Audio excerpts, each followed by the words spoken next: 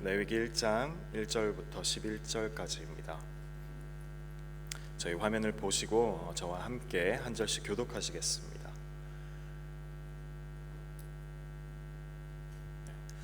여호와께서 회막에서 모세를 부르시고 그에게 말씀하여 이르시되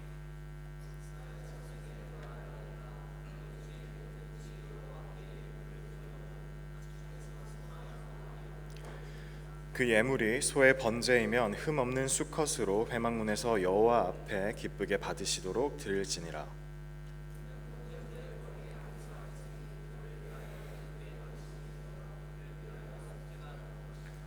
그는 여호와 앞에서 그 수송아지를 잡을 것이요 아론의 자손 제사장들은 그 피를 가져다가 회막문 앞 제단 사방에 뿌릴 것이며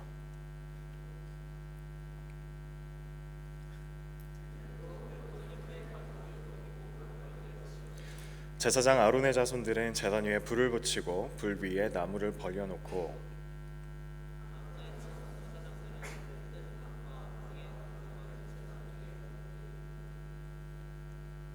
나무에 버려놓을 것이며 그 내장과 정강이를 물로 씻을 것이요 제사장은 그 전부를 제단 위에서 불살라 번제를 드릴지니 이는 화제라 여호와께 향기로운 냄새니라.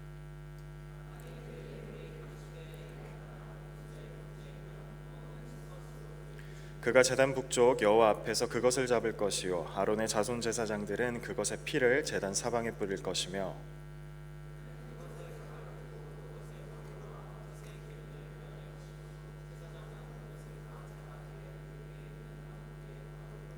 그 내장과 그 정강이를 물로 씻을 것이요 제사장은 그 전부를 가져다가 제단 위에서 불살라 번제를 드릴지니 이는 화제라 여호와께 향기로운 냄새니라.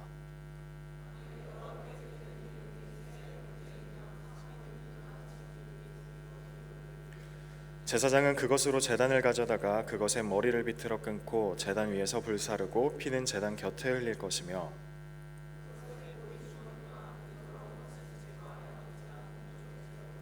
함께 읽겠습니다. 또 그 날개의 자리에서 그 몸을 찢되 아주 찢지 말고 제사장이 그것을 제단 위에 불 위에 있는 나무 위에서 불살라 번제를 드릴지니 이는 화제라 여호와께 향기로운 냄새니라. 아멘.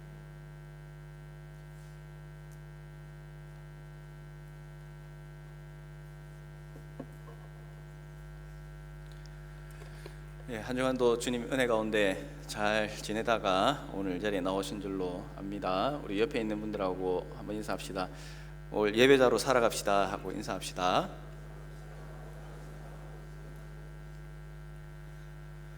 네, 이제 우리가 연말 연초 지나고 이제 조금씩 정상적인 자리로 돌아오고 있는 것 같아요. 이제 여러분들도 이제 조금 있으면 또 학교도 가야 되고 직장 생활하는 분들은 이제 휴가 끝나고 또 업무에 복귀해가지고 그런 이야기들을 많이 하더라고. 야, 가기 싫다. 회사 가기 싫다 이런 이야기를 하는 분들이 제법 있는 걸 들어봤어요. 그래도 뭐 어쩌겠어요, 그죠? 회사에 나갈 수 있는 회사가 있는 것에 대해서 감사하면서 나가야 되는 게 우리에게 이제 주어진 일인 것 같습니다. 우리가 이제 올 한 해 주제가 예배와 관련되었다고 말씀을 드렸는데 이제 오늘부터 해서 한 몇 주간 예배에 대해서 우리가 좀 말씀을 함께 나누었으면 좋겠다라는 마음으로 말씀을 준비했습니다. 그래서 이제 오늘 첫 번째 시간인데 레위기 1장, 그러니까 이제 오늘 레위기를 좀 우리가 처음 들어가는 순간이다라고 이렇게 생각을 하면 좋을 것 같습니다. 레위기 같은 경우는 참 읽기가 쉽지 않은 그런 말씀이에요. 여러분들이 하나님의 말씀을 이제 읽으려고 우리가 하다 보면 많은 분들이 그렇게 이야기를 합니다. 이제 새해가 돼가지고 마음을 좀 새롭게 잡고 올 한 해는 내가 하나님의 말씀과 함께 해야지라고 다짐을 하고 성경책을 펴요. 성경책을 펴면 이제 창세기, 출애굽기까지 재미가 있어요. 성경 말씀이 이런 재밌는 이야기들이 많이 담겨 있구나라고 가다가 이제 어디에서 이제 문제가 보통 생긴다고 말씀을 많이 하냐면 이제 레위기입니다. 레위기. 사실 이제 출애굽기 후반부부터 뭔가 좀 낌새가 이상해요.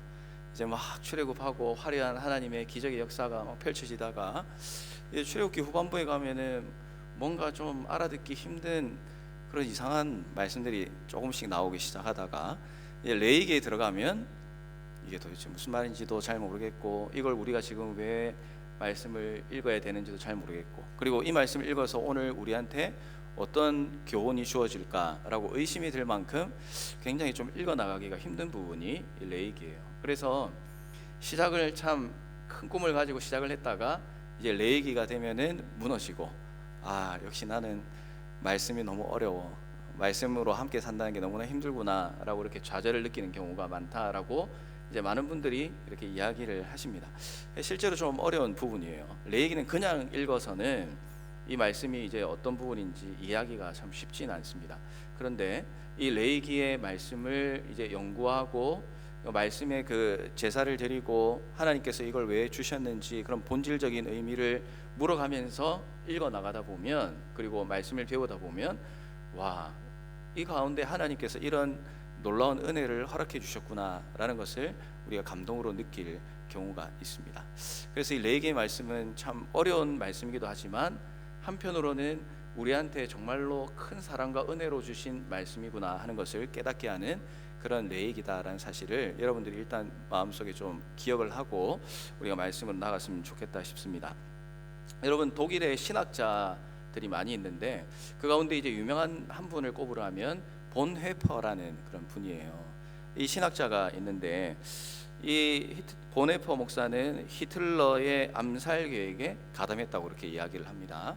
근데 그게 좀 쉽지 않았던 것 같아요. 그래서 1943년 4월쯤에 이제 잡히게 됩니다. 그리고 체포가 되고 그리고 감옥에 가게 되는데 이분이 1945년 4월 달에 교수형을 당해서 목숨을 잃게 됩니다. 결과적으로는요. 그리고 그 사이에 한 2년 동안 감옥 생활을 하게 됩니다.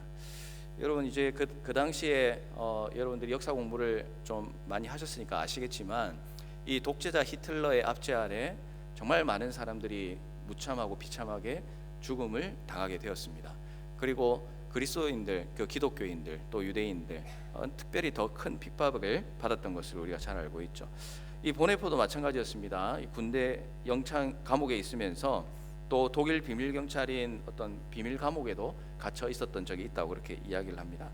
그런데 여기서 이제 우리가 생각해 볼 게 무엇이냐면 이 본헤퍼라는 신학자의 삶과 그리고 상황이 정말 인생에 있어서 가장 최악의 순간이었다라는 그런 이야기예요.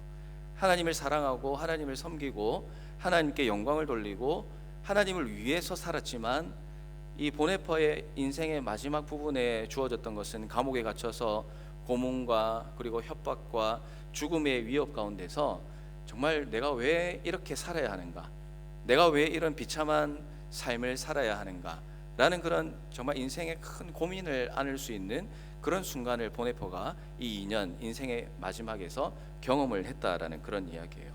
그런데 그곳에서는 본헤퍼뿐만 아니라 정말 수많은 사람들, 그러니까 유럽, 대표적으로 유럽에 있는 각국에 있는 정말 수많은 전쟁 포로가 이제 감옥에 이제 같이 갇혀 있었습니다.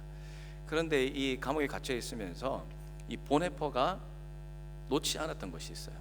인생에 있어서 최악의 순간이고 정말 그냥 차라리 자살을 해서 죽는 게 더 나을 수 있겠다라는 그런 판단을 할 수 있는 그런 최악의 상황이었지만 본헤퍼가 그런 열악한 상황 가운데서 포기하지 않고 놓지 않았던 것이 있었는데 그게 무엇이냐면 하나님께 예배하는 것이었다라고 이렇게 이야기를 합니다. 이 본헤퍼가 그냥 이야기해서 이 이야기가 알려진 게 아니에요. 이 본헤퍼가 수용소에 갇혀 있는 동안 아까 수많은 포로들이 같이 있었다고 했죠. 이 본헤퍼가 그 감옥에 있는 그리고 같이 있는 포로들을 바라보면서 모두가 희망 없이 죽음의 공포 앞에 있는 그 사람들을 보고 본헤퍼가 결단한 것이 무엇이냐면 이곳에서 하나님께 예배를 드려야 되겠다. 비록 비참한 자리고 너무나 두려운 자리지만 우리가 어느 곳에 있든지 분명히 해야 될 것이 하나가 있는데 그것이 무엇이냐면 하나님을 기억하고 하나님께 예배하는 것이다 라는 것을 본헤퍼가 이미 감옥에 들어갈 때부터 결단을 하고 있었고 그리고 그 포로들과 함께 하나님 앞에 예배를 드리는 놀라운 일들이 일어나게 되었던 것입니다. 그러니까 본헤퍼는 죄수였고 범죄자였지만 그 감옥 안에서 어땠어요? 목사였고 하나님께 예배를 인도하는 사람으로 살아갔다라는 그런 이야기입니다. 그래서 그 예배에 참석했던 어떤 한 사람이 이 광경을 이제 기록으로 남겨서 사람들에게 알려지게 된 거예요. 그리고 이렇게 기록을 합니다. 보네포는 굉장히 겸손하고 부드러운 사람이었다. 그는 항상 보잘것없는 일에서도 기뻐하는 사람이었고, 그리고 행복한 사람이었고, 살아서 하나님 앞에 이렇게 예배드리고 살아갈 수 있다는 그 자체만으로 감사하고 감격하는 그런 감사의 분위기를 가지고 있었던 사람이었다라고 함께 예배드렸던 그 죄수 중에 한 명이 기록으로 남겼다는 이야기죠. 그래서 이 이야기가 사람들에게 전해지게 되었습니다. 그가 또 이렇게 이야기합니다. 그와 같이 하나님 앞에서 진실한 삶을 살고, 그리고 항상 하나님과 함께하기를 원하는 사람을 내가 지금까지 경험해 보지 못한 것 같다. 이 보네포라는 사람은 정말로 하나님을 사랑한다는 것을 누구나 알게 되었다라는 이야기를 했다고 그래요. 그래서 이제 보네포는 그런 은혜의 시간을 2년간 보냈습니다. 이 2년간 시간을 보내고, 그리고 결국은 사형을 언도받은 대로 집행을 이제 하게 되는 거죠. 이 2년의 감옥 생활을 진행하면서 그러니까 아까 1943년도에 감옥에 이제 처음 갇히게 됐는데, 한 1년쯤 지났을 때 1944년도 4월쯤에 이 갇힌 사람들을 위해서 이제 예배를 인도하는 장면이 있어요. 그가 거기에서 이제 설교를 한 내용이 무엇이냐면 이사야서 53장 5절 말씀인데, 그가 채찍에 맞음으로써 우리가 나음을 받았다라고 이렇게 말씀을 본문으로 기록하게 되었습니다. 그리고 후에 이제 보네포 목사가 사형을 당하게 되는데, 그 보네포 목사의 마지막 말이 이것이었습니다. 지금 내가 끌려나가고 죽음을 맞이하게 되는 것이 내 인생의 마지막입니다. 그러나 나에게 있어서는 새로운 삶의 시작입니다 라고 이야기를 하고 교수대 앞으로 갔다고 그래요. 보네포는 옷이 이제 다 벗겨지고 발가벗겨진 몸으로 교수대 앞에 서게 됐습니다. 그 교수대 앞에서 이 보네포가 했던 것은 무릎을 꿇고 하나님께 기도했던 것이죠. 그리고 나서 교수대에서 사형을 당하고 죽음을 맞이하게 되었던 것입니다. 그 수용소에서 일했던 또 한 사람이 기록을 남겼어요. 이 휠슈트롱이라는 나이 많은 의사인데, 자기 방의 창문을 통해서 이 보네포 목사님이 사형을 당하는 모습을 지켜보고 있었습니다. 그리고 이렇게 묘사를 합니다. 보네포 목사는 죄수옷을 입은 채로 꿇어앉아서 열심히 기도를 하고 있었다. 교수대 앞에서 기도하는 그의 열심과 확신은 나에게 깊은 감동을 주었다. 그리고 50년 동안 의사로 일하면서 하나님 앞에서 그렇게 헌신적인 모습으로 죽는 사람은 내가 한 번도 보지 못했다라는 그런 기록을 남기게 되었던 것입니다. 여러분, 이 장면이 말로만 사실 설명하고 우리가 공감하기에는 너무나 큰 의미를 이제 담고 있는 장면이라고 할 수가 있는데, 이제 보네포 목사님뿐만 아니라 우리 인생의 어떤 믿음의 선배들을 바라볼 때에 우리가 이제 분명하게 하나 기억해야 될 것이 무엇이냐면, 예배는 어디에서 드리느냐가 중요한 것이 아니라 우리가 하나님 앞에서 영과 진리로, 그리고 우리와 함께 하시는 하나님을 인식하고 바라보고, 그리고 그분의 음성에 귀를 기울이면서 드리느냐 드리지 않느냐가 중요하다는 사실을 우리가 이 보네포 목사님의 삶을 보면서 한 번쯤 생각해 볼 필요가 있겠다라는 그런 생각이 듭니다. 요즘에 이제 우리가 코로나 시대를 살면서 우리는 이제 뉴질랜드는 이 관리를 잘해가지고 진짜 코로나가 뭐야 이제 그 정도의 일상적인 삶을 우리가 살고 있습니다. 참 감사한 삶을 살고 있는데, 지금 세계 곳곳에서는 코로나 때문에 사람들이 좀 모일 수 없는 그런 상황 가운데 있습니다. 그래서 그 가운데 이제 다른 여러 가지 문제들과 또 이슈들이 있지만, 그 가운데 이제 우리가 그리스도인으로서 한번 생각해 봐야 되는 것이 무엇이냐면, 최근까지도 가장 큰 논쟁이 무엇이냐, 하나님 앞에 드리는 대면 예배, 또 우리가 흩어져서 드리는 비대면 예배. 하나님은 대면 예배를 사랑하시느냐, 비대면 예배를 받으시느냐 라는 이런 이제 논쟁이 지금도 이어지고 있습니다. 그런데 이제 그건 우리가 결정할 게 아닌 것 같아요. 왜냐하면 우리가 하나님이 아니니까 그건 하나님이 결정하시는 거 아니에요. 하나님께서 대면 예배가 좋다, 비대면 예배도 괜찮다, 그건 이제 하나님께서 말씀하시는 거고, 우리의 입장에서 무엇을 할 것이냐가 중요합니다. 우리의 입장에서는 우리가 어떤 상황과 환경과 때로는 죽음의 위협 앞에서, 때로는 예배 자리에 나아가지 못하게 하는 우리의 삶의 수많은 그런 문제들 가운데서 내가 어떻게 결단하고 어떤 마음을 가지고 어떤 자세로 하나님 앞에 나아갈 것이냐 하는 것이 우리 각 개인에게 주어진 중요한 이슈가 된다라는 사실이에요. 예배당이 와서 모인다, 그것이 하나님께서만 받는 예배다, 우리가 이렇게 말을 할 수는 없습니다. 그러나 하나님은 형식적인 예배가 아니라 예배당에 나오더라도 우리의 마음이 전적으로 하나님께 향하여 있는 예배를 기뻐 받으신다라는 사실은 여러분들이 분명히 공감하리라 그렇게 생각을 합니다. 하나님은 정말로 형식적인 예배가 아니라 온몸으로 드려지는 그런 예배를 받기를 원하세요. 그래서 오늘 우리가 이 자리에 나왔다고 해서 내가 하나님 앞에 예배를 드린다라고 안심해서는 안 된다라는 이야기예요.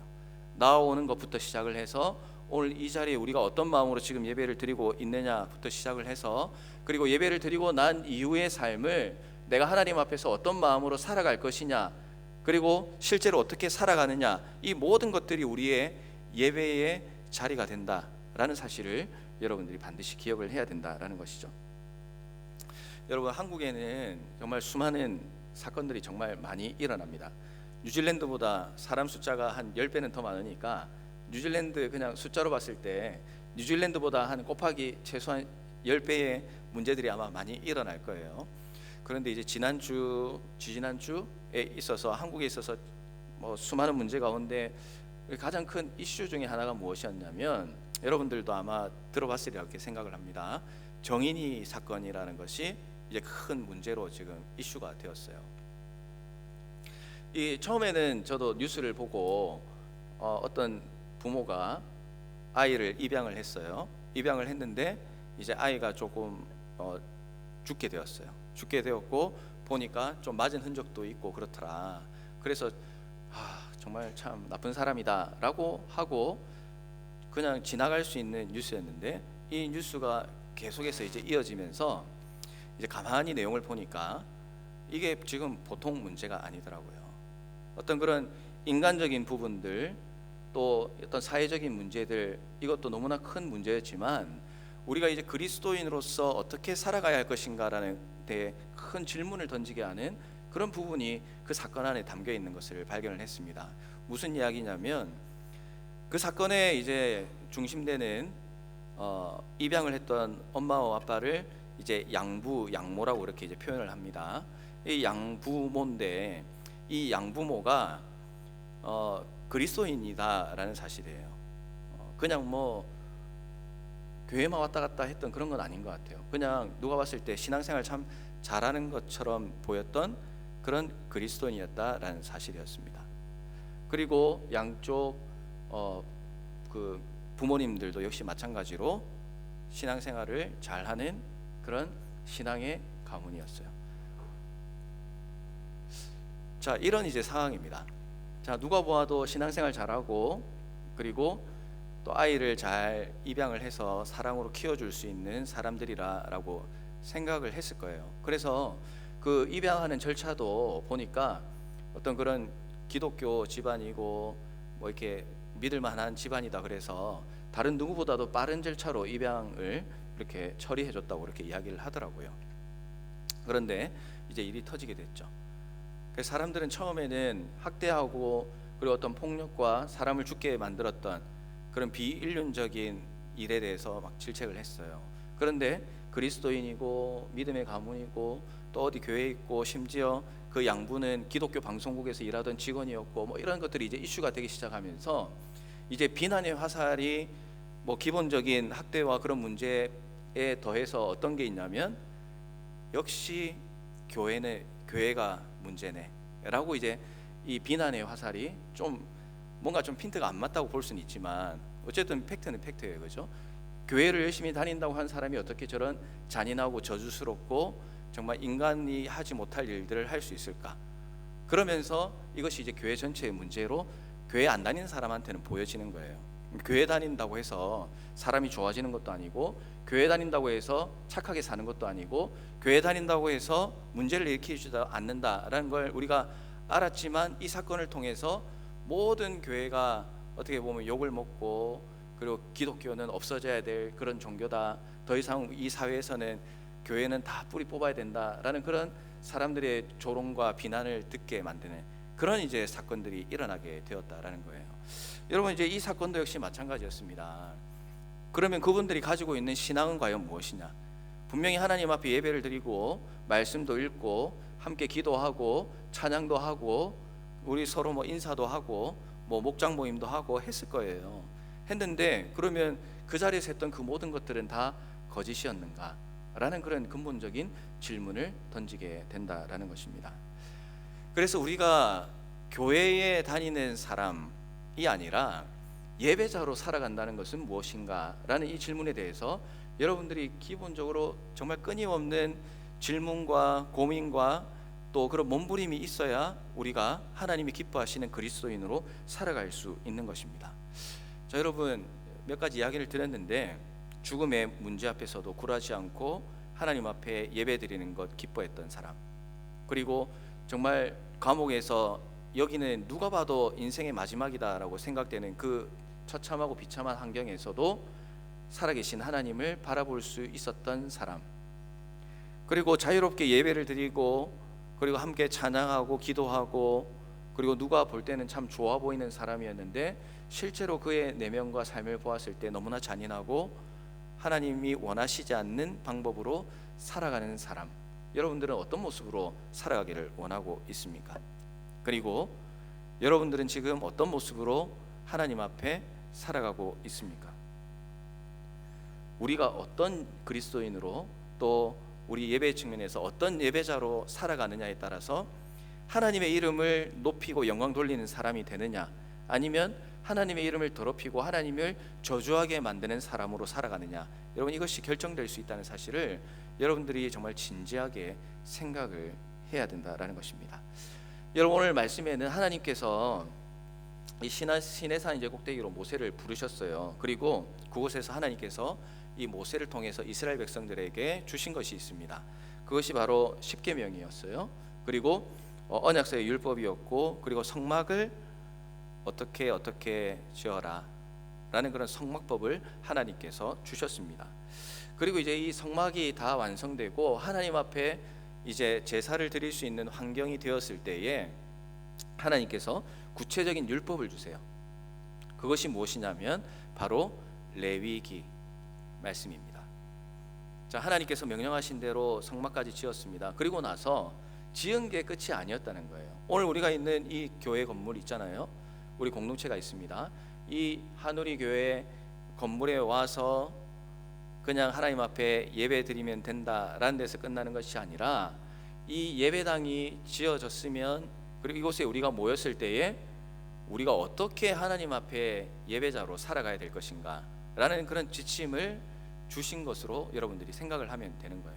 그러니까 이 레위기 말씀이 이스라엘 백성에게는, 여러분이 지금 볼 때는 딱딱한 말씀이지만 이 레위기 말씀은 이스라엘 백성이 하나님 앞에 제사 드리는 그런 매뉴얼이었고, 그리고 이대로 지키지 않으면 하나님의 저주를 받고 죽을 수 있는 부분이었기 때문에 굉장히 두렵고 떨리는 마음으로 이 말씀을 대하고 이 말씀대로 살아가려고 노력을 했다라는 이야기입니다. 여러분 1절 말씀에 보면 회막이라는 게 나오죠. 이 레위기의 법이 주어지는 장소가 이제 회막이라는 곳입니다. 그리고 이제 법을 하나님께서 말씀을 하시는데 가장 첫 번째로 나오는 게 무엇이냐면 이 제사에 관련된 거예요.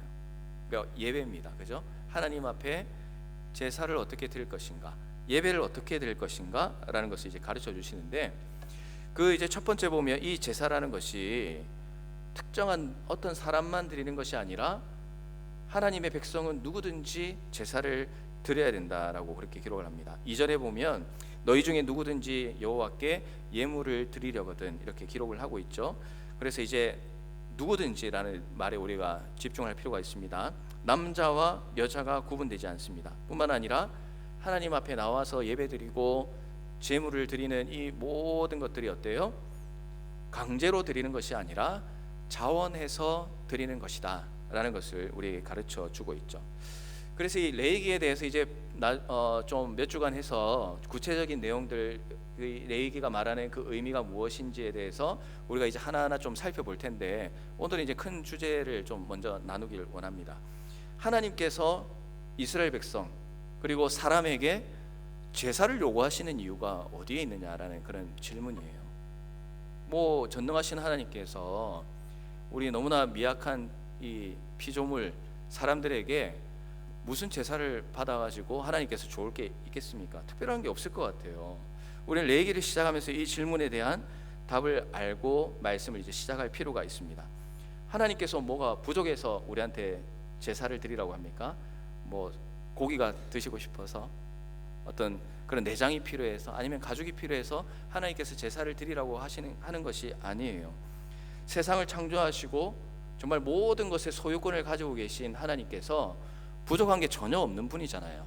그런데 아무것도 부족한 것이 없는 분이 제사를 드리다라고 말씀하시는 것은 이제 그런 눈에 보이는 그런 문제가 아니라는 것입니다. 본질적인 것은 무엇이냐면, 하나님께서 제사를 요구하신 이유가 무엇이냐면, 하나님을 섬기는 백성들이 자발적이고 정말 사랑하고 하나님을 높이고 하나님께 영광 돌리는 마음으로 헌신하고 하나님을 사랑하고 하나님께 나아오는지 확인하기 위해서 하나님께서 제사를 드리고 하나님 앞에 예물을 드리라라고 이렇게 말씀을 하고 있습니다. 그래서 이제 오늘 본문에 나오는 어떤 번제부터 시작을 해서 다양한 제사법이 있고 그 제사법마다 각각의 방법과 과정이 있습니다. 그런데 이제 역시 중요한 것은 어떤 방법을 사용하고 또 얼마나 많은 것을 드리느냐 하는 것이 중요한 게 아니라고 했습니다. 하나님께 드리는 제사, 더 나아가서 하나님께서 받으시는 제사를 드리는 것이 필요하다라는 것이죠. 이제 신약의 말로 하면 경건의 모양을 보시는 것이 아니라 경건의 능력을 하나님은 보기를 원하신다라는 사실입니다. 레위기에 나오는 제사는 오늘날로 바꾸어 말하면 예배라고 말할 수가 있겠습니다. 예배의 방법도 다를 수 있고 형식도 다를 수가 있고 과정도 다를 수도 있고 시간도 다를 수 있습니다. 그러나 중요한 것은 하나님께 집중하는 예배, 하나님께서 기뻐하시고 받으실 만한 예배를 우리가 준비하고 드려야 한다라는 사실입니다. 자, 그러면 이제 주님께서 받으시는 제사, 주님께서 받으시는 예배는 과연 무엇일까? 이제 오늘 그 가운데 첫 번째로 우리 기억해야 될 것이, 우리의 삶의 이 예배가 우선순위가 되어야 된다라는 그런 사실이에요. 오늘 본문에 나오는 번제는 레위기에서 이제 말하는 주요 5가지 제사 가운데서 가장 첫 번째로 언급이 되고 있습니다. 그러니까 제사 가운데 가장 기본적이고 또 어떻게 보면 중요한 것이 이 번제다라는 사실이에요. 이 번제의 히브리어 그 단어의 뜻을 보면 연기가 그러니까 제물이 태워지면 연기가 나잖아요. 이 연기가 하나님께 도달하는 것을 이제 의미를 하고 있습니다. 제물을 완전히 태워드리는 이 번제를 드리면서 이스라엘은 이런 고백을 드린 거예요. 내가 소유하고 있는 것이 내 것이 아니고 하나님의 것입니다. 태워서 연기로 하나님 앞에 드리게 되는 것입니다. 그리고 하나님 앞에서 제가 살겠습니다 라는 그런 코람데오의 정신을 그리고 각오를 다지게 되는 것이죠. 그래서 오늘 우리의 삶이 이 번제와 같은 삶이라고 말할 수가 있습니다. 매일마다 삶의 예배를 통해서 나는 하나님의 소유이고 그리고 하나님 앞에서 살겠다는 그 고백이 우리 가운데 있기 때문에 그렇습니다. 주님은 우리의 예배를 받으시기에 합당한 분인 것이 틀림없습니다. 왜 그렇습니까? 그리스도를 이 땅에 보내주시고 우리의 죄를 위하여 십자가에 못 박혀 죽으시고 부활하셔서 구원의 통로가 되어주셨기 때문에 그런 거예요. 우리가 구원받을 만한 어떤 특별한 일을 한 것도 없는데 하나님께서 우리를 택해 주시고 불러주시고 자녀로 삼아 주셨다라는 것입니다. 그리고 거룩한 백성으로 살아갈 수 있도록, 그러니까 구약의 용어로 하면 제사를 드릴 수 있도록 하나님께서 권한을 부여해 주셨다라는 이야기입니다. 마찬가지로 오늘 살아가는 우리에게도 하나님께서 특권을 주셨어요. 그 특권이 무엇이냐면 하나님 앞에 예배 드릴 수 있는 특권을 주셨습니다. 그리스도 이전에는 하나님 앞에 나아갈 수 없었던 그런 존재였는데 예수 그리스도께서 오심으로 말미암아 우리가 이제 자유롭게 하나님 앞에 나아갈 수 있는 은혜를 누리게 되었고, 그리고 이 예배를 통해서 하나님과 더 특별한 만남과 교제를 이어가도록 하나님께서 허락해 주셨다는 거예요. 그래서 우리가 드리는 오늘 이 예배는 하나님의 은혜를 경험하는 자리입니다. 이스라엘 백성은 제사를 통해서 만났지만 우리는 예배를 통해서 만나게 되는 것입니다. 그래서 우리는 이 예배를 소중하게 여길 수 있어야 돼요. 우리가 모이는 예배, 그리고 우리가 살아가는 삶의 예배, 그 모든 부분에서 정말 하나님 앞에서 그리스도인으로 살아가는 것을 정말 두렵고 떨림으로, 또 기쁨과 감사함으로 이어져 갈 수 있어야 된다라는 것입니다. 그래서 그러면 내가 예배자로 살아가기 위해서 어떻게 해야 될까라는 그런 이제 고민들이 생기게 됩니다. 그래서 오늘 첫 번째로 말씀드렸던 것처럼 내가 살아가는 삶에서 가장 중요한 위치에 있는 것이 예배, 하나님과 만나는 시간이 되어야 된다. 말로만 하는 것이 아니라 여러분의 삶에서 실제적인 실천이 될 수 있도록 여러분들이 해 나가야 된다라는 것입니다. 이 일이 가능해야 우리는 하나님과 동행하는 기쁨을 누리며 살아갈 수가 있습니다. 여러분들은 예배에 대해서 어떤 마음을 가지고 살아가고 있습니까? 여러분이 생각할 때 여러분의 하루하루의 삶에서 하나님께 예배드리고 하나님 만나는 시간, 여러분의 하루의 삶을 볼 때 1순위, 2순위, 3순위, 4순위, 5순위 이렇게 있으면 여러분들은 몇 번째 순위에 하나님과 만나는 시간을 과연 두고 있느냐라는 그런 사실입니다. 여러분, 이제 우리가 연초에 여러분 보니까 휴가를 참 많이 갔어요. 잠시 지난주에도 얘기했지만 휴가를 가는 것을 제가 뭐라고 하진 않습니다. 당연히 우리가 누려야 되고 또 열심히 일한 만큼 여러분들이 그 휴가를 통해서 또 쉬고 충전하고 그런 시간들을 분명히 잘 가져야 돼요. 그런데 휴가를 우리가 그리스도인으로서 잘 가지고 있느냐라는 이제 질문을 이제 오늘은 던지고 싶은 거예요. 제가 여러분의 삶을 다 일일이 들여다볼 수는 없지만, 그러나 과연 휴가를 세울 때에, 휴가 계획을 세울 때에 여러분들은 과연 하나님 앞에서 주의를 지키고 하나님 앞에 예배를 드리는 것이 여러분의 휴가 계획 가운데 과연 몇 번째 순위에 두고 여러분들 휴가를 계획을 했습니까? 휴가니까 휴가 때는 당연히 주일 끼어서 가는 게 휴가지, 좋아요.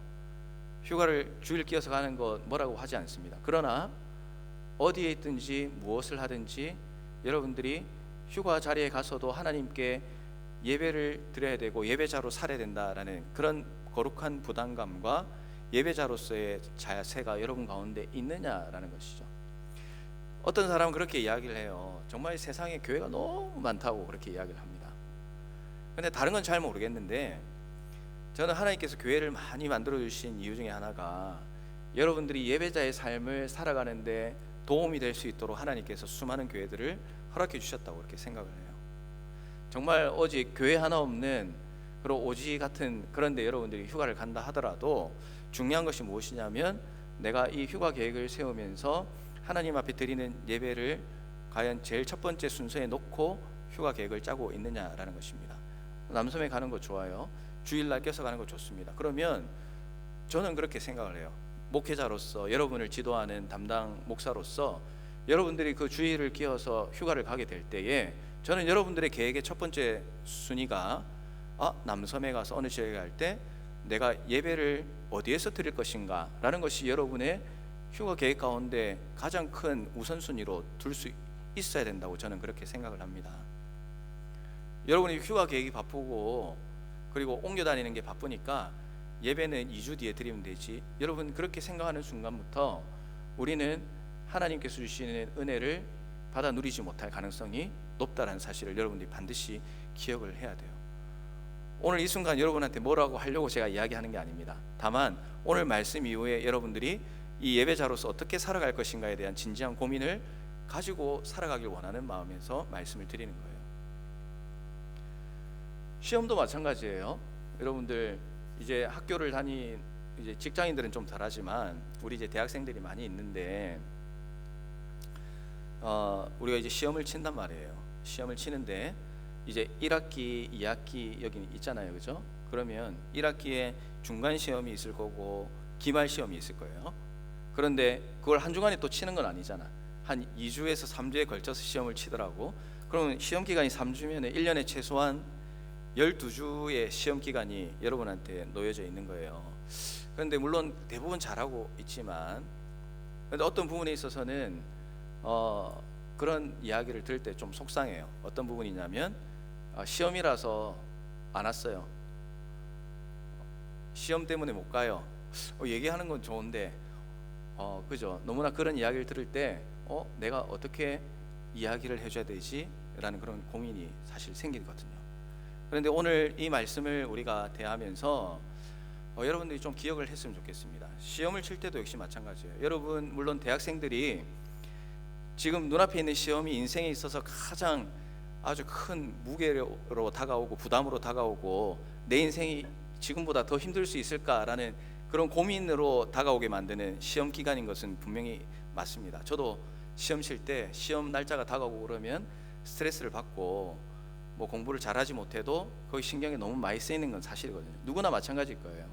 그런데 여러분 그 사실을 알아야 돼요. 여러분들이 앞으로 인생을 살아가면서 학교에서 시험을 치는 그 시험 기간보다 더 많은 여러분을 힘들게 만들고 부담스럽게 만드는 일들이 여러분에게 다가올 것이라는 이야기죠. 그래서 여러분들이 대학 생활을 보내면서 시험 때문에 교회 가지 않는 것이 아니라 시험 때문에 내가 하나님 앞에 더 기도하고 하나님의 도우심을 구하고 내가 하나님 앞에 붙들려 살기를 원하는 모습으로 살아가는 그런 신앙의 자세가 여러분 가운데 반드시 세워져야 된다는 거예요. 여러분들이 대학생활 때 그런 신앙의 삶을 살게 되면 여러분들이 대학생활 이후에 인생을 살아갈 때에도 어떠한 어려움과 문제가 온다 할지라도 내가 예배자로서 살겠다라는 것을 포기하지 않는 그런 강한 근성이 세워질 수 있다는 사실을 여러분들이 꼭 기억을 했으면 좋겠습니다. 제가 이제 대표적으로 두 가지 이야기를 했지만 이것 말고도 여러분들 너무나 많은 그런 부분들이 우리에게 다가올 때가 있습니다. 그리고 하나님 앞에 예배드리고 하나님 앞에 예배자로 살아가고 그리스도인으로 살아가는데 참 방해할 만한 것들이 참 너무나 많이 있어요.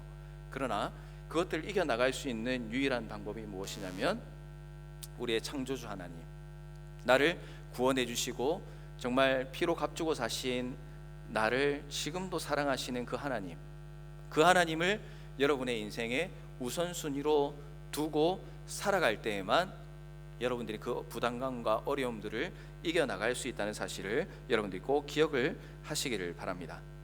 그래서 여러분들이 뭐 그런 도전과 또 그런 어려움 앞에서 여러분의 우선순위를 잘 정할 수 있는 그런 삶이 되었으면 좋겠어요. 제가 한국에 있을 때 제가 고3 때 이야기였습니다. 한국은 여기는 좀 다르잖아요, 그죠? 여기는 대학교 가는 것은 좀 부담이 덜하고 대학교 들어가서 1학년을 이제 보내고 나서 그 다음에 어디로 어떻게 어떤 과로 뭐 진로를 정하고 진학을 하게 될지 이제 그 부분에 대해서 더 신경을 많이 써야 된다고 그렇게 이야기를 하더라고요. 그런데 한국은 달라요.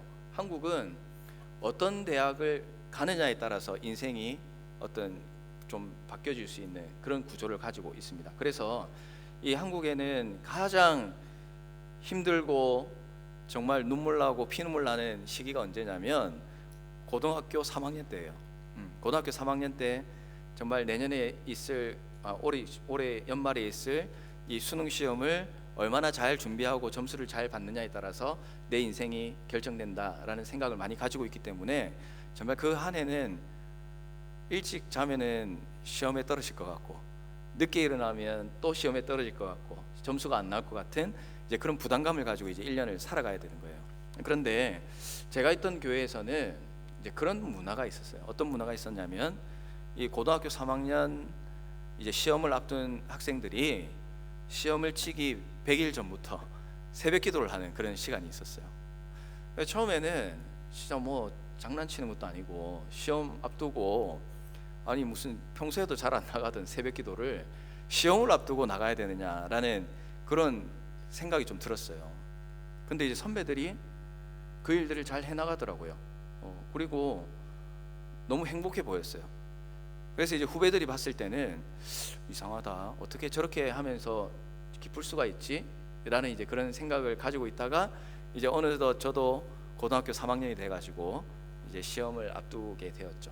근데 이제 100일을 앞두고 정확하게 기억이 안 나요. 내가 한 번도 안 빠지고 나갔는지 한두 번 빠졌는지 잘 기억을 못 하겠는데 어쨌든 그 100일 기도회를 하면서 나도 새벽에 나가고 또 함께 신앙생활하는 친구들도 함께 그 새벽기도에 나갔어요. 나가는데 어땠을까요? 짜증이 났을까요? 아니면 좋았을까요? 처음에는 솔직히 가야 되나 말아야 되나, 해야 되나 말아야 되나 정말 고민이 많았습니다. 그런데 실제로 그렇게 하게 되었을 때에 그런 생각이 들었어요.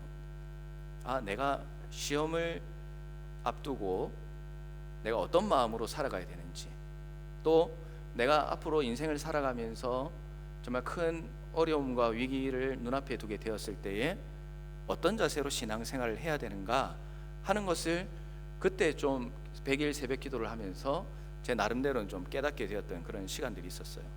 근데 그것이 나만의 결정으로 된 것은 아니었어요. 그죠? 시작이 너무나 어려웠습니다. 그런데 그것이 가능하게 된 이유가 무엇이었는가 생각을 해보니까 우리 믿음의 선배들이 이 하나님 앞에 기도하고 예배드리는 것을 모범적으로 보여줬고 또 그것을 삶으로 가르쳐줬기 때문에 후배인 나도 그걸 보면서 나는 아내가 아니라 저거 해야 되는가 보다라는 생각을 가지고 그 기도와 예배의 자리를 바라보기 시작했다라는 사실이에요. 그래서 여러분들은 오늘 이 자리에 이제 우리가 만화임 청년부로 여러분들 지내고 있지만 이 안에서도 그렇지만 또 여러분들이 신앙생활을 해 나가는 것이 누군가에게는 신앙의 모범자로 보일 수 있다는 사실을 여러분들이 기억을 해야 돼요.